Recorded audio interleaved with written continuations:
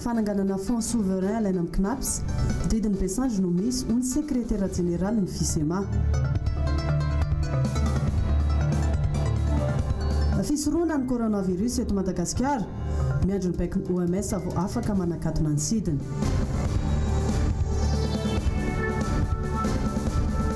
Antokotimo mbola mijorona ninina le vonina azy.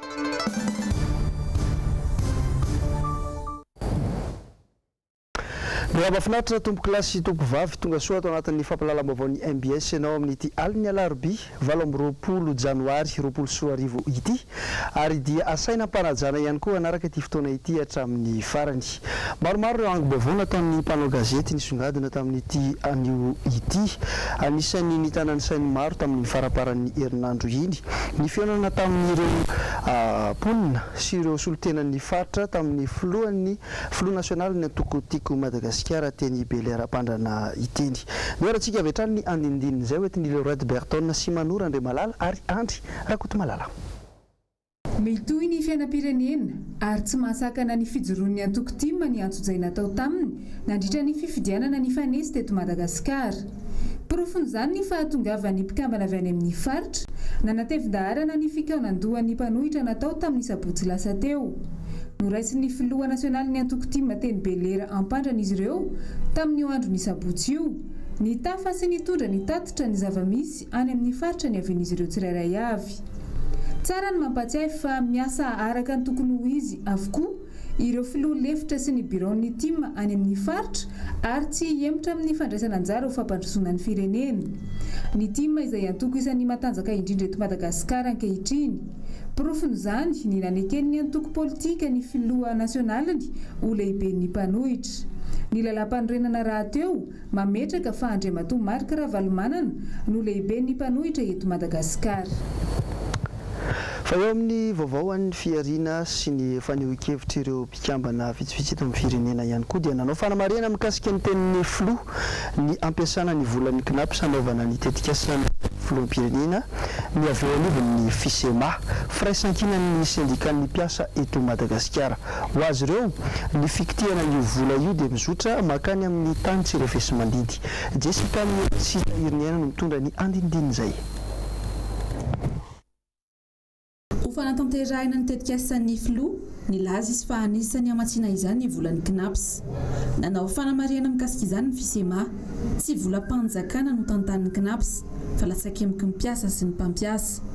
Fiahina ara-tsosialy ka tsy manana zo ikitika izany ny fanjakana araky ny fiheveran'ny sasany azy ho iatran'ny fanamafisany FISEMA. Hoe orinasa mpanjakana izy io fa orinasa eo ambany ny fehiny ny fanjakana amin'ny alalan'ny ministera ny misahana ny asa sy ny lalàna sosialy ary ny ministera ny teti-bola sy ny vola. Mpandrotsaka vola zany anatin'izy dia ny mpampiasa sy ny mpiasa ary didin'ny fanjakana izay zavatra izay. Fampiarana ny lalàna zany izy hoe ny vola apetraka ao anatin'izy dia vola hitsinjovana ny fiahina ara-tsosialy amin'ny ankapobeny ao anatin'izany ny fiahinan'ny fianakaviana ny aretina azo avy amin'ny loza sy ny accident de travail ary indrindra moa zany ny retirety amin'izao fotoana izao. Ny fizirizirina iroso amin'izany dia midika ho fanapara-pahefana sy tsy refesy mandidy. Hatreto aloha zany izay dia tsy mahita hoe aiza ny lalàna ahafahan'ny fanjakana maka vola ao. Fa ny fahafantarana izay zany aloha manana endrika anankiroa. Voalohany indrindra zany aloha dia hoe efa hitadirona ny tany fanjakana tsotan-dalàna zany tsika ao anatin'izy. Faharoa manarakaraka an'izay efa ohatrany hoe karazany hodidiny besandry zany izy raha zao no itoika. Andeha tsy ahivona tao anatin'ilay teti-bolam-panjakana 24 izay tsy nampandalovana parlementaire ny fandaniana azy fa tamin'ny alalana diditsy volana efa nisy teti-bola mitentana 22 tapitra ariary tsy fantatra mazava no ampiasana azy. Ny an'ny fanazavana dia ny hoe fonds souverain teti-bola io. Tena ahoana ny mbola mitady akitiky ny lasa-kemoky ny be antitra ny marary sy ny volan-jaza indray amin'izao. Aiza ho aiza ireny lokaloka tamin'ny fampelezan-kevitra ireny hatramin'izao azakay ny famatsim-bola mbola tsy fantatra akory. eo amin'ny vaovao ny fahasalamana kosa indray manoloana ny fianaky ny valanaretina coronavirus dia nidina nanao fanadiadiana teny amin'ny ministeran'ny fahasalamam-bahoaka androany ny mpanao gazety ny MBS ny resaka ny momba ny fisorohana ho an'ity virus mahafaty ary efa nanongotra olona maro ity ny andinindin'izay hoetiny Asinandriamalala eo amin'ny sariny toky Ramarolahy. Toy izao ny fanehoan-kevitry ny olon-tsotra ao amin'ny tambazotra Tserasera mangataka ny anakatonana ny sisy tany Madagasikara manoloana ny fianak'ilay valanaretina coronavirus raha tsy aivina firenena miloko mena hitantsika eto amin'ny sary no firenena efa ahitana ity virus mahafaty aingana ity. Tsy vitsy ireo olona ao amin'ny tambazotra Tserasera no mangataka ny anakatonana ny sisy tany Madagasikara mba tsy hidiran'ilay virus mifindra amin'ny alalan'ny fofinaina saingy tsy araka ny fangatahan'ny olona no zava-misy hatreto. Mariko eto fa tsy ny ministeran'ny fahasalamana no mankazany fepetra zany raha toka izy zany. Ny ministeran'ny fahasalamana dia manaraka an'izay fepetra napetraky ny Organisation mondiale de la santé ary hatreto tsy mbola nametra mihitsy ny fifamezivezen'ny olona ny Organisation mondiale de la santé. Hitanareo ngamba fa natamin'ny fotoanan'ny Ebola reny azy zay tena enjakenjana koa tamin'ireny nisy fotoana mihitsy nidéclarena ny hoe urgence de santé publique de portée internationale ny Ebola fa tsy nanidy sisy tany tsika tsy nanidy sisy tany satria tsy nandrisika hanao an'izany ny OMS Organisation mondiale de la santé. Zay aloha no azoko lazaina par rapport amin'izay le fanontaniana. Ho antsika eto Madagasikara dia tsy misy afa-tsy ny fitsapana ny mari-panan'ireo olona tonga eny amin'ny seranana isa-tsokajiny no ho an'ny fisorohana ataon'ny fanjakana fa naraha-maso izay heveriny maro fa tsy ampitiliana ity virus ity. Mariko fa ny atao hoe surveillance ny amin'ny karazana aretina ohatran'itony moa zany dia tsy maintsy mametraka tsika ny atao hoe définition de cas.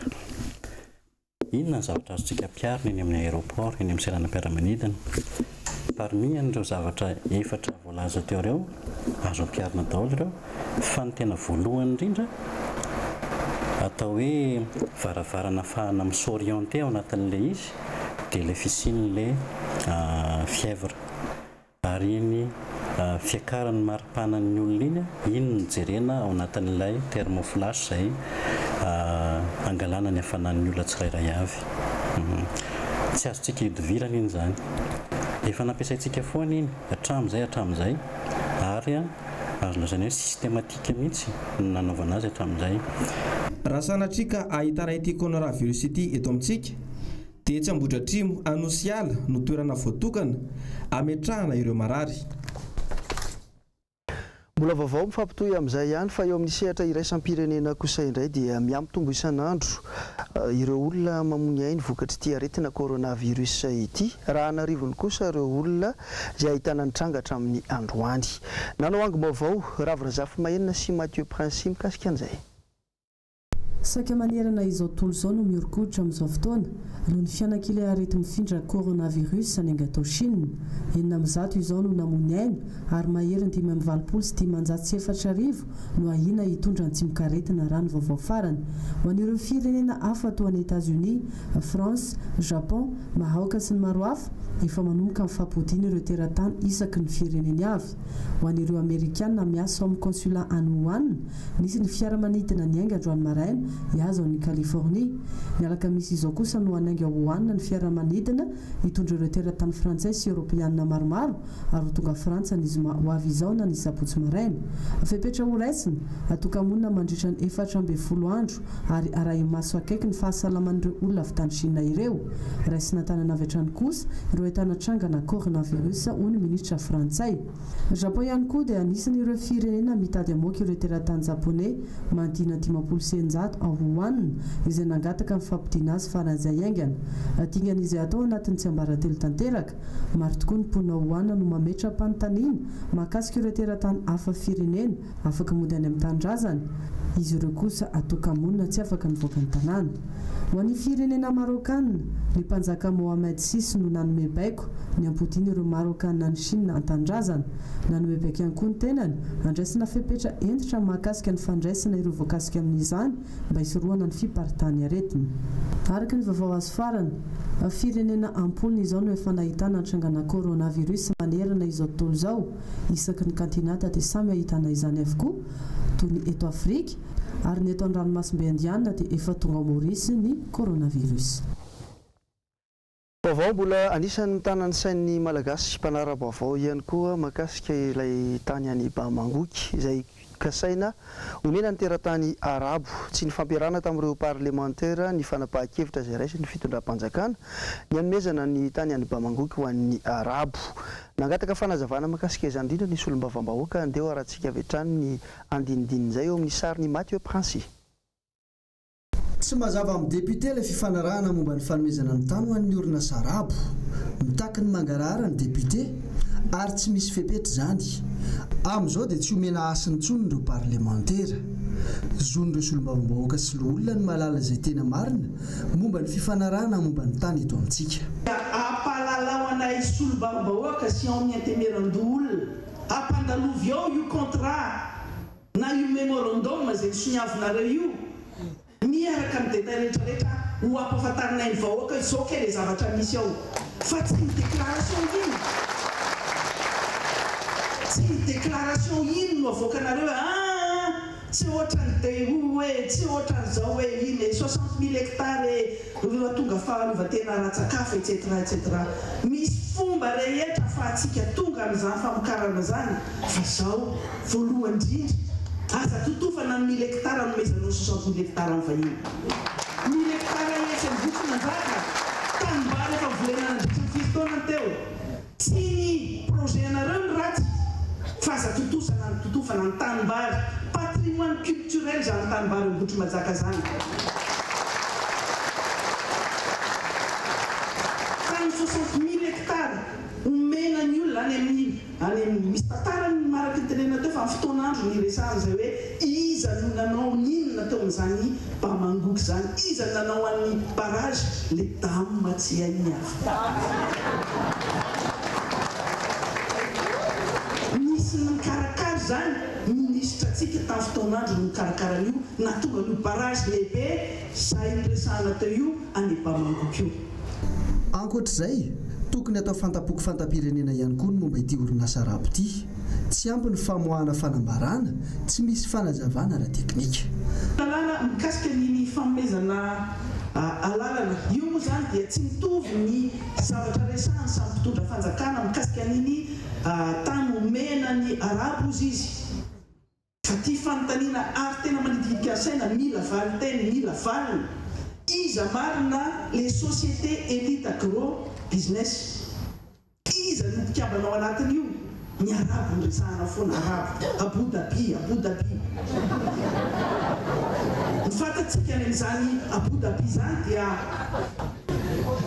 tany tsy mamboly zany, tsy mamboly vary zany, désert be dia be zany, hafanana tsiroman-tany ihany misy 10 dia 7 degré. Tsy misy an'izany tanimbary, tsy fantany akory tsy mihinam-bary ohatrany antsika. Fa raha hiteny hoe ny Indonésiana na Vietnamiana na Chine ny resahana hoe amenan'ireo dia ireo no mamboly vary, mbola azo eritreretina. Fa ataovy ny mangarahara aloha. Iza les sociétés so dia anareo ihany no lasa arabo malao satrosatroka midikodingo eny. Manarakaraka zany ataovy mangarahara io zavatra soniavinareo io lazaina fa mbola tsy contrat définitif io fa mbola andrana. Ty firenena ty tsy atao andrakandrana, mena heritaona atao andrana. Ameo any vahoaka malagasy mpamboly ny vola anaovany fambolena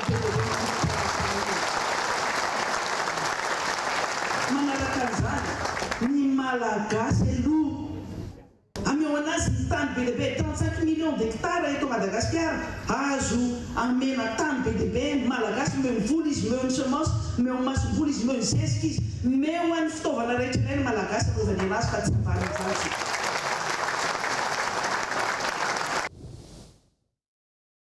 Faraky ny fanadiadiana izay nataonay tamin'ny faraparan'ny herinandro teo iny ihany koa dia nitondra ny hetahitany aty Antananarivo amin'izao fotoana izao. Solotena ny mponina ny Tuiliara mikasika ny mahazo azy ireo sy ny olana makasika ny sosialy ihany koa. Ny andindiny izay eo amin'ny sariny Mathieu Prince Atrany. Raha nisy ny faritra izay voalaza fa nifidin'ny filoham-pirenena ankehitriny dia ny any atsimo.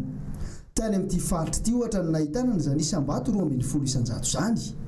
Saingy amin'izao fotoana izao dia tao faralahan'ny fampandrosoana ny any atsimo. Dia velohany ny toedrara raha misy any Toliara tena miha mafy satria ny fiainam-bahoaka ao tsy misy zary. I resaka tsy teny ao raha ohatry ny resaka base Toliara. Ny base Toliara rehefa natao ny fifidianana ben'ny tanàna dia nahantona kely. Indray izao vita ny fifidianana ben'ny tanàna najoro ndraiky ny base Toliara. Midika zany fa fandrakana henany ity fanjakana kitoatoa. Fandrakana vandivandy zany raha resahiny fa tsy raha marina fa raha eo ambava avao miteny indray azon'le fitondrana, azon'le fahefana ben'ny tanàna miova indray ny heviny. Midika zany fa tsy maropotsy ary tsy mipetsaka amin'ny teny izay ataony ny fandrakana misy amin'izao fotoana izao. Aoka tsy hatao fitadiavana toerana ny vahoaka ny Toliara fa tokony izay tokony amenareo vahoaka tanterahonareo fa tsy vandivandy isanandro kobakambava ro hataonareo amin'ny vahoaka ny Toliara. Tsy bado akory ny vahoaka ny Toliara fa nininanao abadona. Ampy izay ny teny fanomezan-toky isan-karazany ny amin'ny hafainganam-pandehan'ny mpitondra ho toy ny TGV ny amin'ny fampandrosoana mbola mamin'izy ireo hatrany ny olona nahitany soa. Ny antony arahanay amin'tiako Madagasikara dia izao. Président Ravalomanana ihany no nampamirapiratra any faritra Atsimo andrefana. Ary ny vita ny lalanay tao, ny vita ny bazarinay tao. Midika zany fa mila ny président Ravalomanana ny mponiny Toliara. Ary ny fandriam-pahalemana tamin'ny faritra Atsimo tena tsy nisy ny dahalo hangalatsina ombin'olo zany. Fa amin'izao fotoana izao ny olombelo koa ro lomay anaty ala. Ny olombelo ro milay aty ny fanidahalo koa ro tompony tanàna amin'izao fotoana izao. Midika zany fa mihamahatra ny vahoaka ny Toliara amin'izao fotoana izao. Tsy misy ny asa dia mirenireny eny. Tsy Antananarivo irery akory Madagasikara. Teny fampiasa zany tao aorian'ny fifidianana filoham-pirenena nentin'ny mpitondra ankehitriny naka ny foniny rehetra. Famby aizan'ny firenena amin'izao. Eo amin'ny lafin'ny politika mifandraika indrindra tamin'ny vaovao an'ny fifidianana ben'ny tanàna sy mpanolotsaina ny totsaina farany teo iny. Dia tsy manaiky lembenana ihany koa ny kandida ny antokotiko Madagasikara ao Moramanga manoloana ny fitsibadian'ny voka-pifidianana tamin'ny fifidianana lasa teo iny. Isy araka izany hetsika fanehoana ny firaisan-kina manoloana ny tanàna araka izany. Asin'Andriamalala sy Tokra Marola no mitonga ny angom-baovao. Taorian'ny voka-pifidianana navoaka ny fitsarana misana ny ady atao amin'ny fanjakana tany Moramanga dia nitsombadika tsy araka ny natenain'ny vahoaka ao Moramanga ny valim-pifidianana. Efa nampiakatra ny raharaha eny amin'ny fitsarana mpandravadidy izy ireo. Saingy mandra-piandry izany dia maneho firaisan-kina ny hatrany ireo vahoaka manaraka ny kandida izay natotry ny antoko-tim any an-toerana. Hotoyan'izany tsy fanekena izany dia izy indray ny fivoriana miaraka amin'ny vahoaka ny Moramanga amin'ny lahady ho avy izao amby-roa. Io dia fanetana ny vahoaka sy fampatsahivana antsika rehetra mponiny Moramanga ary koa famoahantsika ny hevitrintsika ny amin'izao valim-pifidianana izao izay hita tokoa fa fanaovana tsinotsina ny safiditsika eto Moramanga eto. Koa manainganareo izahay aroviny safiditsika ny efa lany teo no tokony hipetraka eo raha izay ny tena fahamarinana ka tokony izay raha izay ny tena fahamarinana ka tokony izay no arovantsika hatramin'ny farany dia tsy iny zany fa ny kandida hiajan-drenavony izay za amin'ny teny eto miaraka amin'ireo conseiller namako rehetra koa raha mbola misy ihany koa ny azontsika atao rehetrarehetra hiarovana an'io dia ataontsika daholo zany rehetrarehetra zany mba hiarovana an'io safiditsika io. Raha tsy aivina dia nandresy ity kandidany antoko-timma ity saingy tsy maintsy averina ny fifidianana araka ny valim-pitsarana izay tsy nafaly ny vahoaka satria tsy ny kandida-mpanjakana ny lany ka hitadiavana hevitra ny tsy maintsy ametrahana io kandida-mpanjakana io eo amin'ny toerana. Hoentina ihany analanjorofo ianao amin'ity vaovao manaraka ity tranga iray ao Fenerives tao no anohizana ny fampahalalam-baovao. Velo taraina ireo mponina voakasika tamin'ny fanamboarana université any an-toerana izay tsy maintsy nalaina ny tanin'izy ireo. Nanao ny fanadihadiana Ravrazafy Mahenina eo amin'ny sariny Mathieu Princy. Tany 7 hektara na olon-tsotra no tsy maintsy omena ny université ao Fenerives antarana izany. Efa nanomboka nanao terrassement tompona andraikitra raha nanome alalana ny anaovana izany lehibe ny faritra ny toerana. Ava taninay izay titré aminay hoe anorenana université any Fenerives zay le olana.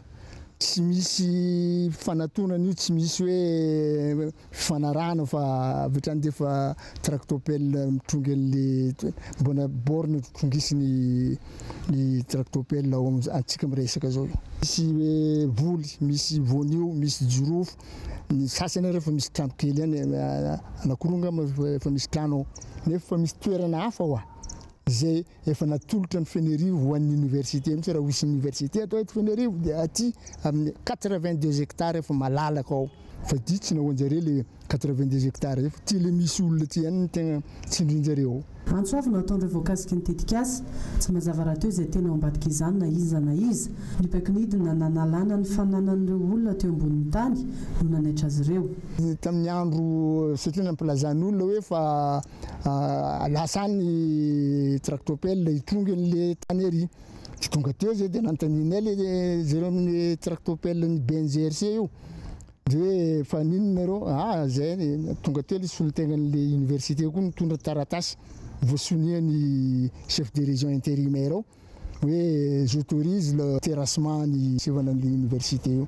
N'importe quelle autorité ne manana fahefana angala borne olona zany raha tsy hoe efa nisy fifanarahana efa nisy décret d'expropriation pour cause d'utilité publique na zavatra ohatrany zany eny tsisy ary zay ry tsy notifien'le taratasy noautoriseny an'izay zavatra zay io.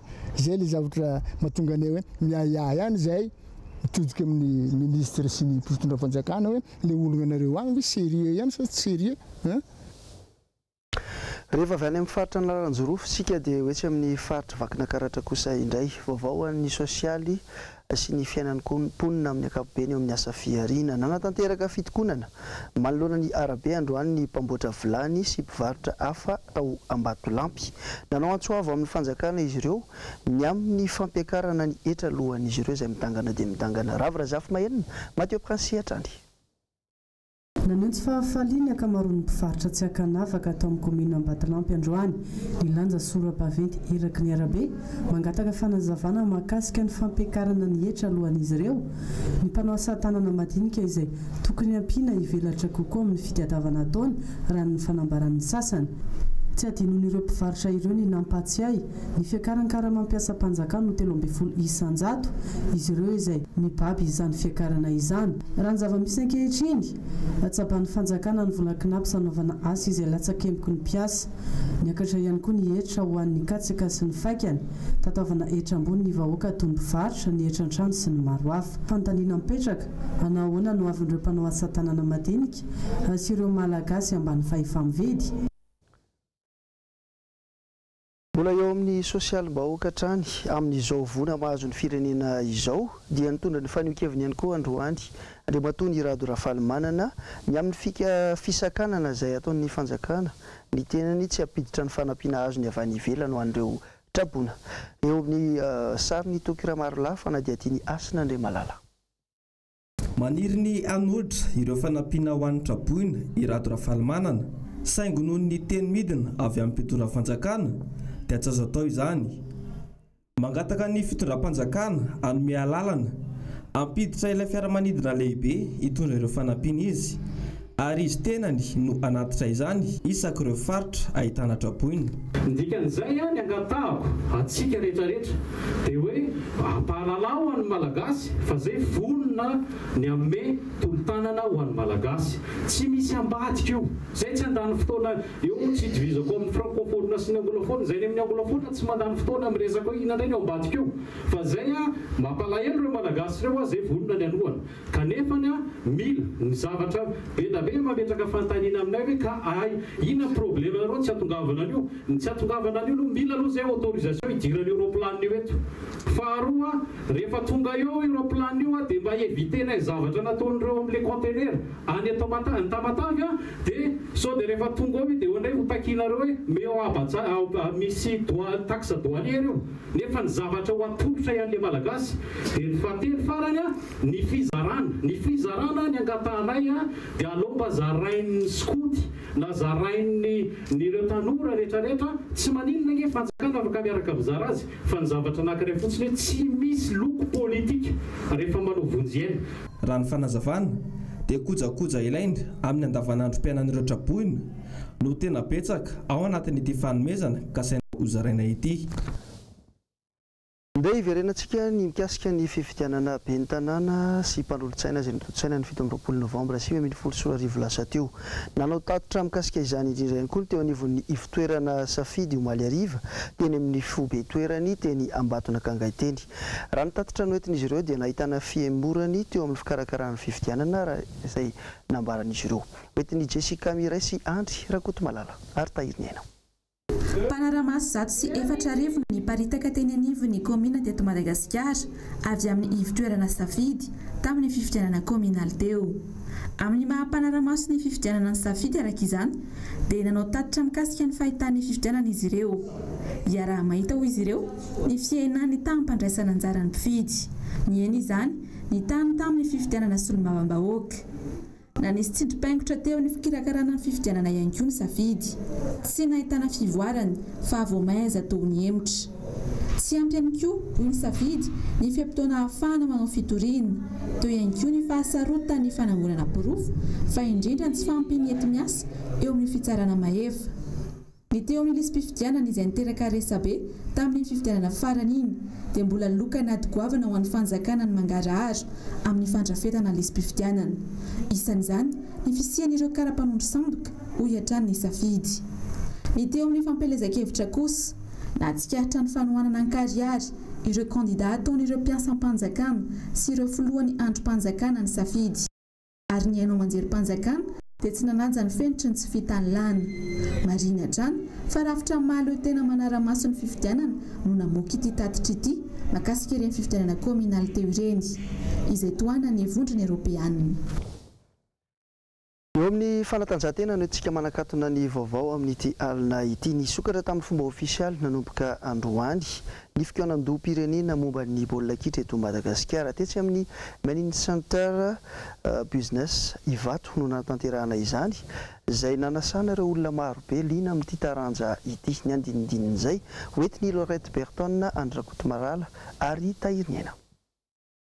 Ny filohan'ny federasiona malagasy ny baolina kitra no nitarika ny fotoana niaraka tamin'ireo tompon'andraikitra isa-tsokajiny. Isan'ny tazana teny an-toerana ihany koa ary nitondra anjara fitenenana ny mpanazatra ny Dupuis. Tanjona anatanterahana izao fikoanan-doha-pirenena izao ny anatsarana sy ampiroboroboana avo folo endy ny taranja baolina kitra izay nosoritany filohan'ny federasiona tsara fa fanatanjahantena mampiray ny baolina kitra. Manome vahana ny sokajin'olona rehetra ary azo atao tsara ny mahita fampandrosoana amin'ny alalan'ny baolina kitra raha miara-mientana ny firenena iray manontolo. Mandray anjara betsaka amin'ny fampiroboroboana ny baolina kitra ihany koa ny vehivavy aty Afrika. 700 isanjaton'ireo tompon'andraikitra ambony eo amin'ny sehatry ny baolina kitra no vehivavy. Ny zara vondrona valo ny mpandray anjara miisa 70 tamin'ity andro voalohany ity nandritra ny atrikasa. Fitantanana ny baolina kitra, fanatsarana ny kalitaon'ny fifaninanana, fitazonana ny lazan'ny Madagasikara eo amin'ny lalao baolina kitra, fitazonana ny fahombiazana efa nisy, ny fampidirana ny sehatra tsy miankina amin'ny baolina kitra, ny andraikitra ny fanjakana amin'ny fampandrosoana ny baolina kitra, ny famatsim-bola an'ity ny fampiasam-bola aminy ireo no lohahevitra efa voatsinjara hodiniana.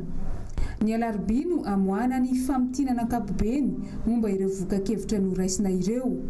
Isan'ny nampiavaka ity fikaonan-doham-pirenena momba ny baolina kitra ity ny fisian'ireo trano eva maro izay mampiranty sy mampahafantatra ny sekoly ny taniketsan'ny kitra eto Madagasikara.